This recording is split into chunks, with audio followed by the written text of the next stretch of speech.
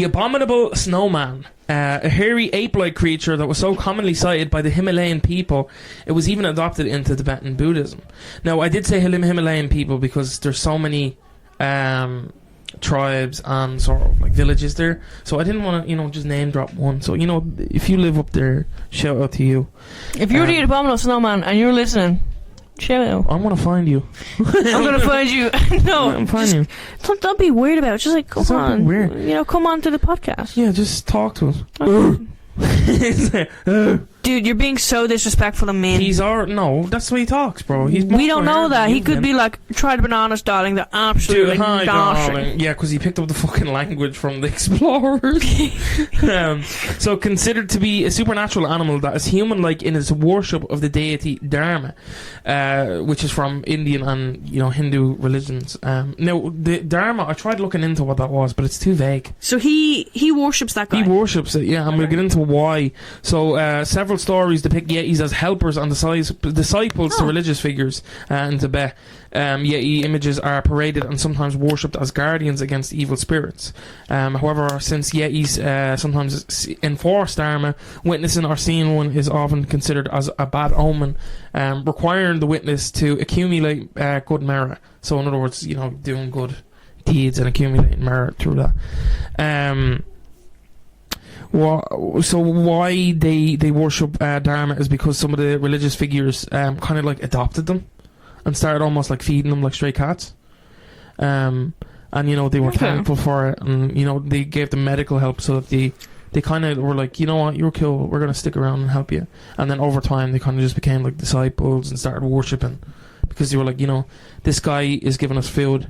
So obviously, if we keep doing what he's asking us to do, he's gonna keep doing it. Like what? It's kind of like feeding a stray cat. It's like if you had, if you wanted pigeons to go onto a dining table on your back, you would have like a bread trail leading up to it. This is Mel. Let it go. Okay. A guy, Mel, tell the story. You can't be so vague. There was just what's it called? She's been fuming over this. I can't think of the name. She hasn't stopped talking.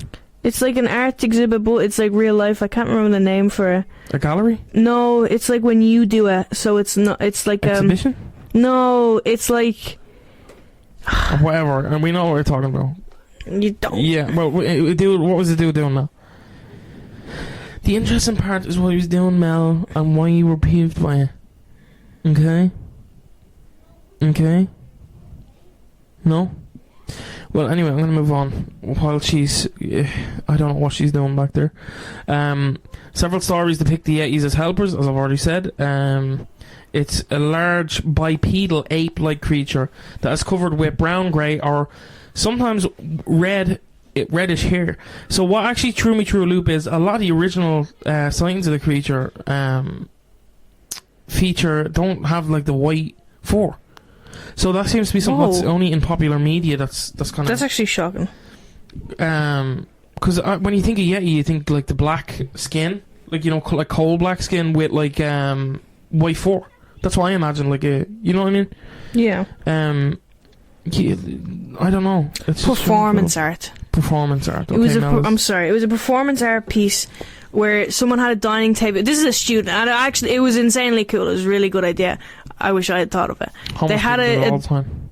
It was a dining table strapped to their back with like a candelabra, candelabra, little plastic like wine glasses and plates, and there was a platter of bread, and they were lying on the ground, and there was a platter of bread, and they were trying to get the pigeons onto their back onto the dining table to like sit around the table, but I just feel like they didn't go about it the right way. I feel like fucking expert. I just feel like they should. What they were doing, the boards were around, and they were just throwing bread at the boards, and they were trying to get. Then they started like putting bread near the guy, or I don't know if it was a guy. I'm just assuming they were just throwing bread, and then the boards were just eating the bread that was being thrown at them, and they weren't like searching for more bread, because if they stood still, they were getting the bread. Okay. I think what they should have done, they should have had the bread on the guy's back, and then they should have made crumbs leading up the guy's back, like some on his hand, some on his shoulder, some up on the platter, and then the boards would have like walked up his back. And they would have seen the bread. They would have been like, oh, there's so much bread up here. That's the end Would of the they film. not have been full? From the crumbs? Yeah. Dylan, they were eating whole slices and they were just waiting for more slices. Then seagulls got involved. Oh, the wrong species. Hate Like, when that we didn't happens. want those guys. We wanted pigeons. Yeah, A wren showed up. Oh, Wren shows up. Oh, it's over. fly. Oh. Fly. It's a fucking banquet. So. Yeah, so they're not So Mel was peeved white. about this. So yeah, we'll go back. They're not white. I was just expecting. Segue back. I was to it. just They're not expecting. white. I was just expecting because snow. Yeah, that's what I thought. And they're It's like an Abominable actual Snowman, but but he's supposedly yellow. the white on the fore isn't actually their fore. It's the accumulation reflection. of snow. Yeah, like polar bears. Yeah, it's like polar bears, but they're not. Polar bears are white, Mel. Polar bears have white fur, and a polar bear actually will circle back to that. So that is involved in the story. So yeah, the ape-like creature covered in brown, grey, or reddish fur. Sometimes depicted as having large, sharp teeth. Why So is this not Bigfoot? it's Bigfoot on steroids with thicker fur and sharper teeth. Okay. Literally, and I It think does feel like a larger- variant of I Bigfoot. think it has larger feet. I think it is it's a hominid. It's a bigger foot. So yeah, bigger. Yeah, as you were saying, bigger foot. I think they have bigger feet because it's meant to be like snowshoes. You know what that means? Bigger, Big big heart. heart. Oh, sorry, yeah. I think snowshoes. It acts like snowshoes is wider Oh, he area doesn't so you need don't fall. snowshoes. And they're meant to be very So like padded. it's So you don't Bigfoot, but you sink. adapted to like the winter. Yeah, it's basically Bigfoot but adapted to winter. But I think this actually has more credit than Bigfoot because it's more likely for What did the Bigfoot fans think of this? Bigfoot fans. I feel like I Sometimes think they're they real actually do have problems. beef. No, Bigfoot fans in the cryptid yoke are a problem. Sometimes they're Anything and just everything like- is a Bigfoot. Oh, there's this fucking bald guy running around with a melon head in the woods. Bigfoot's babies. We'll get into that. Bigfoot's babies? Bigfoot baby. Yeah, the melon-headed children, bro. This is an Yours like actual story. Bigfoot's They're like babies? Bigfoot babies. Yeah, it's like shut the fuck up, bro. I know. One of them you're telling me was it the werewolf? They're like this big. The werewolf, yeah, Bigfoot. The Beast of Bray Road. Like looks nothing like a Bigfoot. Bigfoots have like Big feet. flat like faces, and they have like apes. They don't really have like a ridge for their nose or anything like that because they don't. It's basically just holes in their face. Yeah, and they're like, oh, this thing has a long snout with fucking sharp teeth, and they're like, this is a Bigfoot. So it's like, no, you're reaching, bro. We know there's no. I don't think there is. In certain countries, if you said like the Congo, or if you said like parts of Australia and stuff, which there is sightings of it, I think like because a large ape, which is what Bigfoot is meant to be, is more plausible because you already have like gorillas and shit. Yeah. I think a lot of sightings of Bigfoot is just a bear because bears stand. Yeah. Like- People forget that. Bears- That's something people don't really remember about bears. It's also like I haven't seen Paddington in a while. I haven't seen Paddington or Winnie the Pooh or any bear. Any media. really anthropomorphic Anthropomorphic cartoon animal. Watch your cartoons, people. So yeah, and this was pre 19th century. So and this is also something. The thing with Bigfoot, I think maybe it existed because legends were passed down through Native Americans. That's where the name Sasquatch comes from. I think it means hairy one or something like that. And they do have tales, but that would be thousands of years old because their storytelling is, unparalleled. Their culture and stuff around storytelling is well crafted and well done. And it's very no one will know the true scale because they don't tell outsiders of their families and their tribes of their stories. But they think that maybe at one point it did exist, but now I doubt it. It could have been Gigantopithecus and stuff like that, and that's what they think Bigfoot is, or Yeti is. Sorry, and we'll get into that. So we're going into the 19th century. As explorers began to forced adventure into the region, sightings became more common. In 1882, an article was published in the Journal of the Asiatic Society of Bengal, detailing an encounter tracker B.H. Hudson experienced in northern Nepal. So while he was hiking the mountains with his Sherpas, they pointed to a large bipedal creature covered in long, dark hair. The creature fled upon noticing the group. Hodgson at the time concluded the creature... What do you think he thought the creature was, Mel? Just what you think? Like, you laughed, so I feel like it's gonna be something silly. It's silly, but it's not like it's not. Is it an animal? Is it something It's that? an animal. It's something exists. I want to say bear. Bear's too obvious. Dog. He thought that it was an orangutan. No, it is interesting, but it's just why I'm laughing is like the altitude. Orangutan and orangutans are grazers, like they eat, bamboo shoots and stuff like that. Like they're large, and they definitely wouldn't be in like some areas that they live in are snowy, but I don't think they're trekking up to the top of a fucking. Well, you don't know this orangutan. Himalayas, yeah, but I think could just be people they've concluded because orangutans don't have. If you ever notice, they kind of have exposed stomachs and chests. Yeah. They don't have as much fur as like other apes would have, so they would have succumbed to hypothermia, especially with its feet. Because the yeti and stuff like that is meant to have like covered in fur, like longer fur. Yeah. And thick hides and like a ghillie suit. Yeah, it's like a ghillie suit of fur, but their feet are massive on their hands. Did we ever do an episode on just Bigfoot? No, I'm kind of like dodging around it because there's so many fucking doing every variation but him. Because the Bigfoot like is just one of it. Like there's the skunk ape in Australia. Which literally is like a Bigfoot that smells. We did the Irish one, the Grugok. We did the Scottish one, the Grey Man. There's so many of them that I feel like the basic one just isn't as rich. Yeah. If I'm being honest. But I think it'd be like a it is an episode. There is an episode though that I have in the chamber for it that we can do. So yeah, you saw it, but what a lot of people actually shocked him about this, and it's not. It gave not accountability. It gave credibility to the story because he compared it to an orangutan. So this correlates with what a Gigantopithecus is, and that's the general theory and consensus that if a yeti was to live there, that's what it would most likely be if it was an ape, because Gigantopithecus was the largest ape to ever exist, and it was closely related to orangutans. So this is what gives a lot of credit to zoologists and cryptozoologists and scientists alike, that we'll get into the other theories. There's theories that it is an animal up there. It's not a Bigfoot. It's it could be an unidentified species. It could be an identified species of ancient animal that's gone extinct, but is not, like there's a pocket of them living up there, which is the case of a lot of, I think, cryptids that have. It's kind of like the Beast of Jevedon. I don't know if you listened to the episode that I did solo. Yeah. That one had, people died. I think over 200 people died. Sure. Their bodies were they dug up some of the bodies, and the bodies were like chewed. Damn. The bodies were like partially eaten and stuff like that. So there was like evidence, and it's the same with Yeti. The evidence is there, and it is like, it's just not concrete as to what caused the evidence. Yeah. Like they don't know what animal caused it.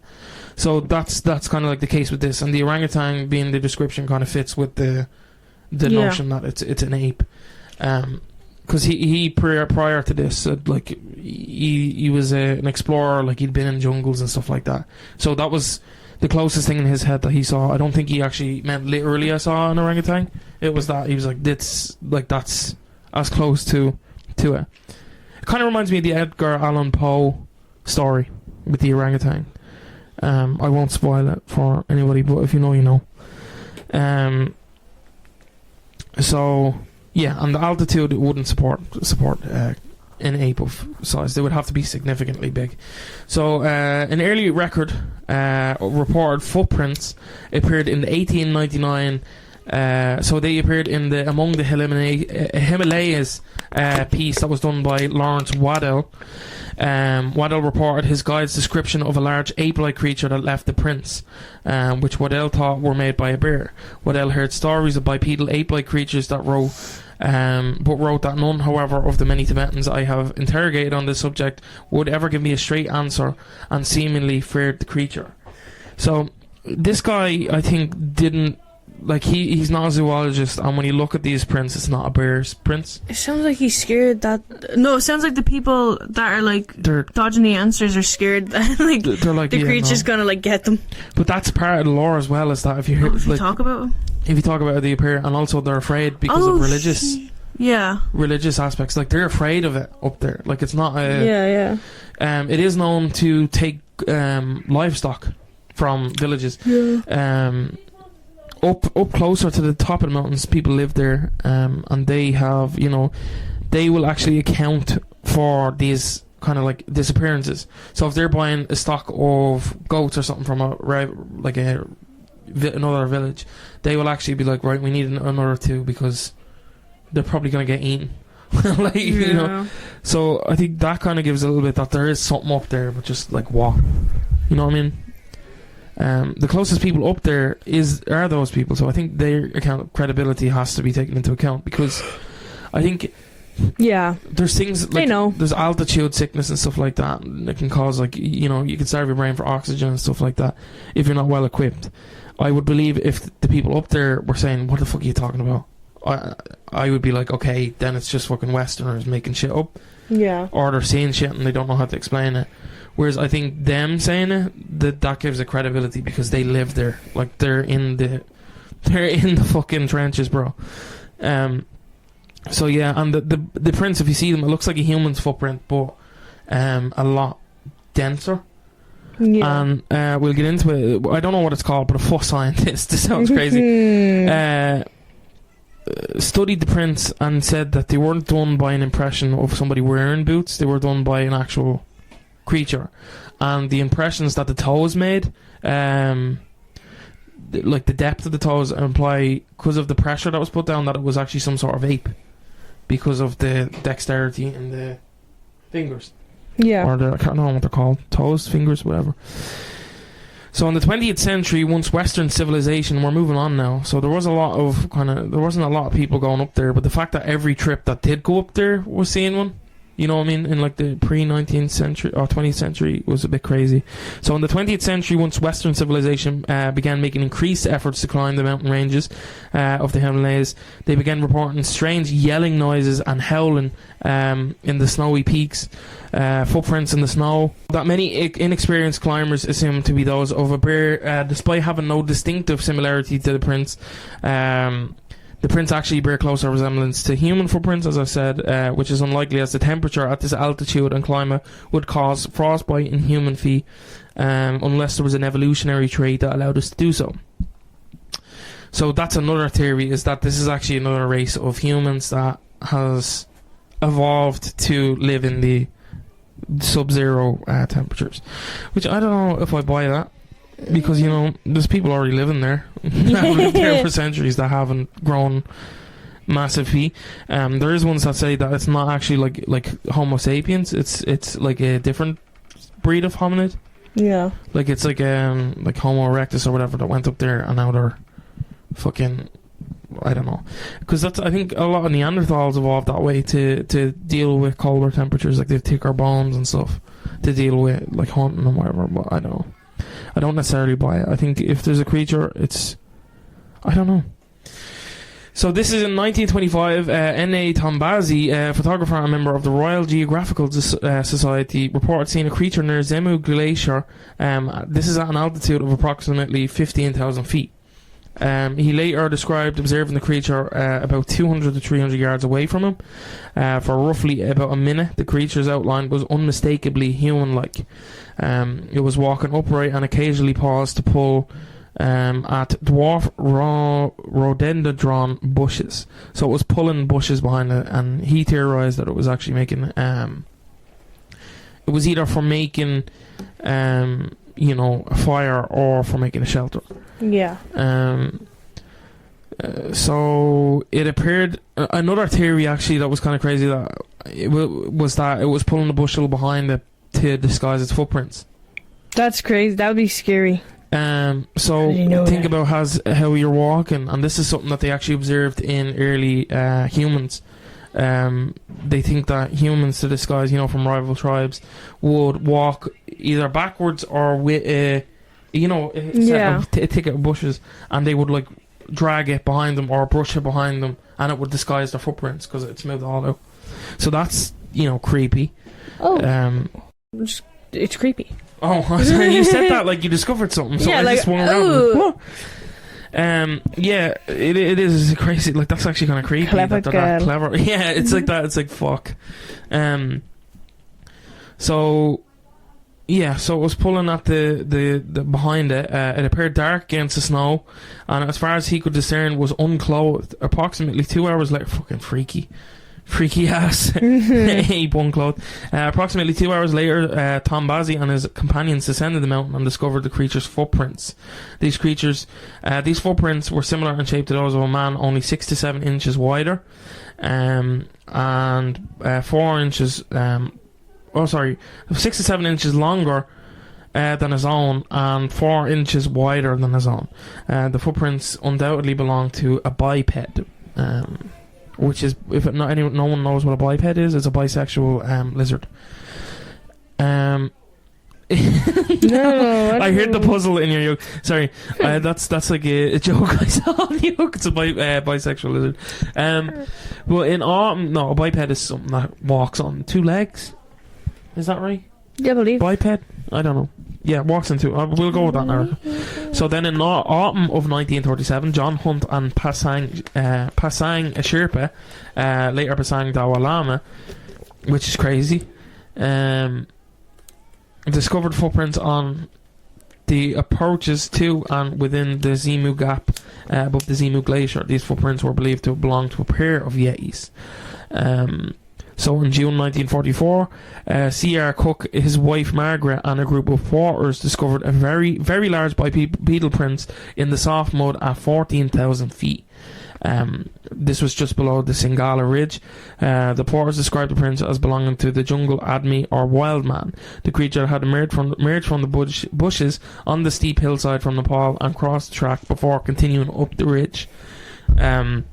Cook then documented the discovery by placing Margaret's sunglasses beside each print to illustrate their size, and was taking photographs. These prints were unusual and significantly larger than any human foot, measuring 14 inches heel to toe. So that's crazy. Yeah.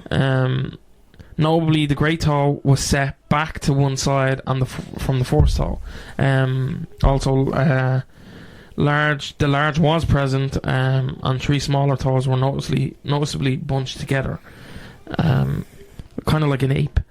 In 1948, Peter Bourne reported finding a yeti footprint in the northern Sikkim, India, near the Zimu Glacier. He had been on holiday from Royal Air Force assignment in India at the time. So it's not just like random climbers and stuff like that. And especially if you're able to make these altitudes, you're not an amateur climber, you're not an amateur expeditionist. So as Western interest in the Yeti surged dramatically in the 1950s, during the 1951 attempt to summit Mount Everest, Eric Shipton captured photographs of several large prints in the snow at approximately 6,000 metres above sea level. Shipton took 3 photographs, one showing the tracks and 2 of a particular print, which size was compared to a pickaxe and boot. And these footprints featured 2 distinct toes and 3 smaller digits close together. They've been intensely scrutinized and debated, as at the time they didn't have the technology to do impressions. Some consider them to be the strongest evidence of the Yeti's existence, while others argue the prints are those of a common creature distorted by melting snow. In 2008, Jeffrey Meldrum examined a reconstructed version of the print, which, it's reconstructed. Yeah. You can't really go away. Noted one large toe was likely due to macrodactyly. He also observed the toe alignment matched that of a great ape and suggested the Yeti probably spent more time in the subtropical Himalayas. However, Meldrum admitted it was difficult to say definitively the prints were genuine, since Shipton only took 2 photos of a single track. Friends, I wouldn't be taking loads of pictures of feet. Well, that's what's going on WikiFeet. And then I'm making money. fucking money, bro. Big feet pics. Do you know how much that go on the fucking market? I would never have to do this podcast, Mel. No, I do this podcast because I enjoy it. Mel has a gun to my head. In 1953, Sir Edmund Hillary and Tenzing Norgay reported seeing large footprints while climbing Mount Everest. Hillary later dismissed the Yeti reports as unreliable. In his first autobiography, Tenzing believed the Yeti was a large ape. He'd seen it himself, but his father had seen it twice. So, like, this family had been seeing them for years. In his second autobiography, he expressed much greater skepticism about his existence. So he's seen this thing, and then he's seen the evidence of it, but he's still kind of like, it's almost like in denial about it, or not denial, but he's like, I don't know. Maybe no, because I don't think it's not that it's. I think it's one of those that if you saw it, you'd still be like, fuck off. Like, if I saw that up there, I'd be like, there's no way, someone's fucking with me. I know, I'd be like, did I just see that? Yeah, you'd question it, no matter what happened. I think even when you have these experiences, even with paranormal and stuff like that, you can tell when somebody's truly had an experience when they question it. You know what I mean? Yeah. So during the 1954 Daily Mail Snowman expedition, so Daily Mail as in, yes, that Daily Mail that reports on the Kardashians and stuff now. We used to be a real fucking society. Mountaineering leader John Angelo Jackson embarked on the forced trek from Everest to, oh Jesus Christ, Kanchenjunga? That wasn't as bad as I thought it was going to be. Along the way, he photographed symbolic paintings of the Yeti at the Tengboche Gompe. Jackson meticulously tracked and photographed numerous footprints in the snow, most of which were identifiable. However, he also encountered many large footprints that remained a mystery. These flattened footprints, like indentations, were later attributed to erosion and the subsequent widening of the original footprints by wind and particles. On the 19th of March 1954, the Daily Mail published an article detailing expedition themes. And can you guess what happened on this expedition, Matt? They saw it? Yes, not only did they see it, they acquired hair samples from a Yeti scalp. How did they get that? So they came by Pangbosh Monastery, and and a reporter was just walking through the village when he walked by these people praying over something. He was like, "Oh, what's all this then?" And what he saw was two scalps, which there's pictures of. I'll show Melissa and they'll be posted on our social. I don't know if I want to see it. So basically, these people, as we said earlier, they had a religious, aspect to them. That's one of them. Okay, they just have a scalp in it. And then here's the last box. Yeah, the scalp on its paw. Wow. Which is crazy. And this is large. So they concluded that one of the zoologists concluded that it does belong to an ape. At least looking at it, the hand, I don't know about the scalp. So, they acquired hair samples, allegedly the Yeti scalp, though this is disputed because, they would never be allowed to touch a religious artifact in this village. So if they acquired it, it would have been done through illegal means. These hairs appeared black and dark brown in dim light and fox red in sunlight, were analysed by Professor Frederick Wood Jones, a specialist in human and comparative anatomy. Jones's research involved bleaching the hairs, which, that's kind of crazy. That ruins evidence. Yeah. Why would they do that? I don't know. This is 1954. They're like, let's just do whatever. We're just going to fucking bleach it. He sectioned them and microscopically examined them. He took micro photographs and compared them to known animal hairs like those from bears and orangutans. Jones concluded that the hairs weren't from a scalp. They weren't from a scalp of a known animal. He argued that while some animals have a hair ridge extending to the back, from a head to their back, no animal has a ridge like the Pangboche scalp running from its forehead to the nape of the neck. So this animal basically had a scalp that was an odd shape. Do you know what I mean? Yeah. Head like you hadn't seen. Head like he's never. Head like you before. Never knew. So that the Pangboche one is different from the one that I showed you a second ago, actually. Jones couldn't definitively identify the animal from which the Pangboche hairs originate from. So what I wanted to say was there is another one, and this is crazy. actually, once we get to it, it involves actually one of the world's most famous actors in the discovery of a specimen, and we'll get into that later. But for now, you know, there's a different monastery that's kind of further up on the mountains, and it's very rare for humans to visit it, and they actually have scalps of these creatures and a hand of a creature, and it is a large hand, and you know, from pictures, scientists have said that it's an ape hand. They can't conclude obviously which species of ape it's from, because you know, the pictures, they can't conclude if it is a real ape and if it's not, you know, one that was taken from an animal further down the mountain. But because of the lack of visitors, how these people acquired it is unknown. Slavomir Rawicz claimed in his book The Long Walk, published in 1956, that he and some others were crossing the Himalayas in the winter of 1940 when their path was blocked for hours by two bipedal animals that were doing seemingly nothing but shuffling around in the snow. I think that's kind of cute. Yeah. Like, they're just playing around in the snow. Just having fun. Hijinks. Yeah, for hours. So these creatures, you know, they have paths, and it's like if you don't go, you don't go off the path. There's somebody seeing a hope, Coretta. Yeah, you don't go off these paths because, you know, snowbanks and stuff like that. You don't know, you could sink instantly and then you're just gone.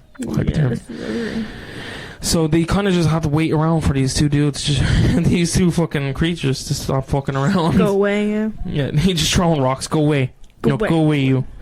That's another thing that actually occurs on the mountains, is people will camp out and they will see, they will run into, you know, as they're sleeping, rocks will hit them, their tents, and destroy their kind of camp. Another, you know, I think somebody was injured. Sorry, I'm trying to like find it. Somebody was injured by a rock thrown at their tent, which I think is kind of crazy. They're just throwing rocks. They threw rocks. They're throwing rocks out your window. Yeah, they're meant to be very territorial.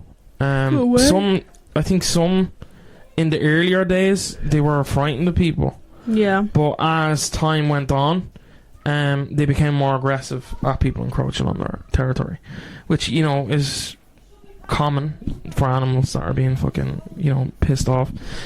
So starting in 1957, Texas oil businessman Darn Tootin and adventurer Tom Slick led an expedition into the Nepal Himalayas to investigate reports, with anthropologist Professor Carlton S. Kuhn among its members. In 1959, one of Slick's expeditions reportedly collected yeti feces. Fecal analysis revealed a parasite that couldn't be classified, which is... Oh, that's not good. He's got worms, bro. He's got worms. This prompted the steroids. US government to establish 3 rules for the American expeditions searching for the yeti. A. Obtain a Nepalese permit. B. Avoid harming the yeti except in self-defense. And... did I do 1, 2, 3 or ABC? Well, C. Allowed the Nepalese government to approve any news reporting out of its discovery. So, meanwhile, right, this is 1957. Meanwhile, actor James Stewart reportedly smuggled the so-called Pangbochi hand while visiting India. He concealed it in his luggage during his flight from India to London. James Stewart, ladies and gentlemen, is, you know, people would know him as his famous roles in It's a Wonderful Life. What else? He was one of the most famous actors, I think, of his time. You know, Vertigo, Rear Window, Mr. Smith Goes to Washington, which is a good movie. The Philadelphia Story, and many more. You know who James Stewart is, don't you? Yeah. Jimmy Stewart. Great actor, great movie, Christmas movie. But yeah, he smuggled the so-called Pangbochi hand while visiting India. He concealed it in his luggage and thrown his how the fuck did he get away with that, bro? I suppose this is pre. This is pre. I think pre 9/11, obviously. There's whatever, you know, man. They were like, you got knives in your bag? Cool, fuck it, gun. You got a hand that looks human? Fuck it. In 1983, Himalayan conservationist Daniel C. Taylor and natural historian Robert L. Fleming Jr. led a yeti expedition into Nepal's Barun Valley, and this was partly inspired by the discovery of footprints in the Barun in 1972, allegedly belonging to a yeti by Cronin and McNeely. The Taylor-Fleming expedition found similar yeti-like footprints, humanoid footprints, with both a hallux and bipedal gait. They found intriguing large nests in trees and vivid reports of local villagers about two types of bears. The Ruk Balu, the bear tree, which was a small reclusive creature weighing about 150 pounds, which is 68 kg. The Bui Balu, which when I read this I was like, oh, is that where Balu the bear came? No. But Balu means bear. I was going to find that out. The bear from Balu the bear literally just means bear. Bear the bear. Bear. Human. I thought it was because he was bluish. Yeah, that's what I thought. I thought it was just a silly way of saying blue. Balu. Yeah, Balu. Yeah. It was so the ground bear. So they have tree bear and ground bear, an aggressive creature weighing up to 400 pounds, 180 kg. Ice bear. Further interviews across Nepal revealed local belief in these two distinct bear species. Skulls were collected and compared to known skulls in the Smithsonian Institution, the American Museum of Natural History, and the British Museum. The comparison confirmed the identification of a single species. The Asiatic black bear showed no morphological difference between the tree bear and ground bear. This finding contradicted an intriguing skull in the British Museum collected in 1869 by Oldham and discussed by the Annals of Royal Zoological Society, which suggested the existence of a tree bear. So basically they went up there, they were looking for the yeti, and they were like, fuck, there's a nest in that tree and there's bears around. That's not right for bears. Bears don't go up on trees and make nests. They go up trees, but they don't make nests. Were they so scared of the yetis that they were making? Is that what we're getting? They just no. I think they just like they got sidetracked. Basically, they had ADD. they're like fucking hell. That bear's asleep in that tree. So this led to reports that people actually suggested that the yeti sightings were that of a bear, and some bear species. It would still be a significant discovery. It's not uncommon, I think, for polar bears to go that high up, but they stay around water generally, which is the strange part. As a bear expert, I've seen Paddington, I've seen wee bears, I've seen Winnie the Pooh. I think bears go up trees. No, they go up trees, but nesting. No, Mel, we knew that. Nesting in the trees. Nesting, because they nest in burrows usually. Yes, they burrow.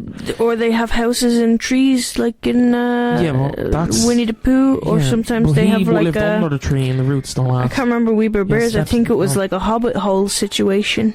So yeah, and anyway, the Royal Zoological Society suggested so they basically went looking for a yeti. They found some shit. They were like, that's cool, not important. Look at this fucking tree over here. So in April 2019, an Indian Army mountaineering expedition team claimed to have spotted mysterious yeti footprints measuring 81 by 38 centimeters, 22 inches by 15 inches, and they were near the Makalu base camp. So yeah, so that was the most recent one that had some what's the word, credibility, because they were soldiers, but I don't know. Soldiers not. Hold on, man. Soldiers not a zoologist. Oh, we have to believe him because he's a soldier. But yeah. You have to believe me. So some speculate these reported creatures could be present-day specimens of the extinct giant ape Gigantopithecus, or a subspecies of the Gigantopithecus. However, the yeti is generally described as bipedal, and most scientists believe Gigantopithecus to have been quadrupedal, similar to a bear. No, similar to gorillas.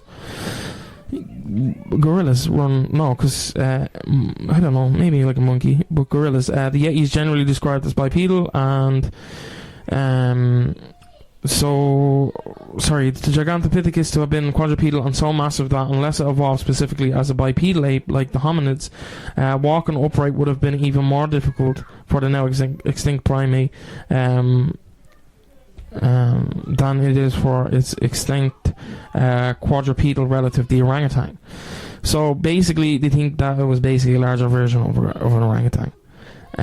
So another theory is actually that this is a new species of bear, that has This is a gone new bear that we've never...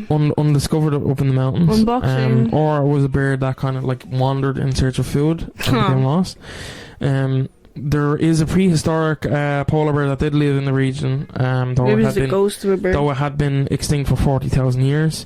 That actually is a theory as well, Mel. It's the ghost of a bear? It's a spirit, yeah. It's a bear I was thinking it's the ghost of a bear who like died of pneumonia or something. Oh, poor little guy. Poor little guy. Maybe he wandered too far, got pneumonia. I think the presence of a kind of like a creature. I don't know if I buy into the whole yeti thing. I think I don't know what the fuck's going on up there. Yeah, I've never been. Maybe if I go, I see a yeti, I'll be like, oh, well, Dylan, have I got news for you? I think this world is We'd go together. I think this world is a lot bigger than a lot of people give credit. I think there's places that we have yet to explore, and there's parts on that mountain that we are yet to explore. I cannot dismiss or confirm, but I would give credit that something is living up there. Whether it's a fucking Sasquatch, I probably doubt it.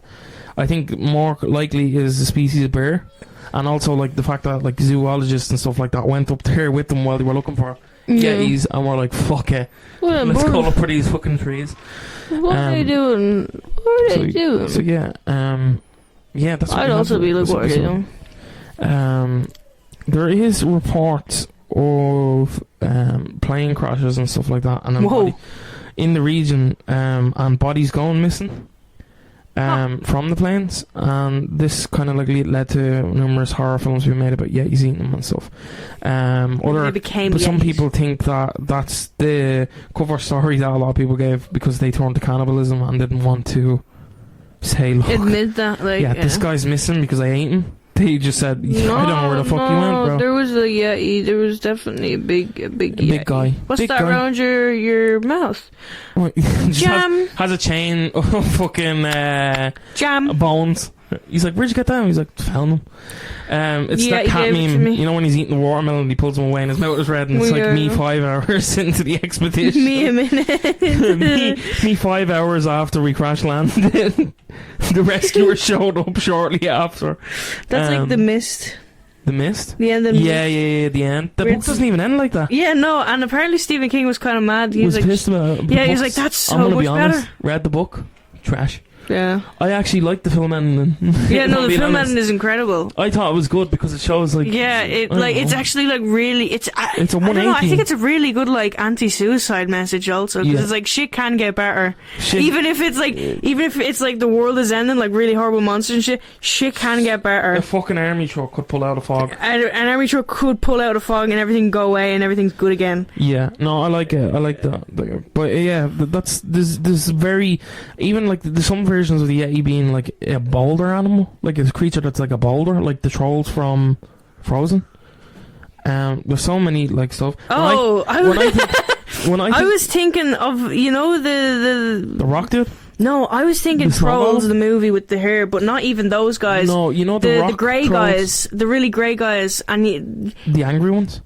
Yeah, the sad ones, and the guy with the bib and the pizza, and she goes to take his pizza, and he slaps it away. No, yeah, well, I don't know. Yeah, so that's what we have for you this week. There's a lot of legends like, with the yeti.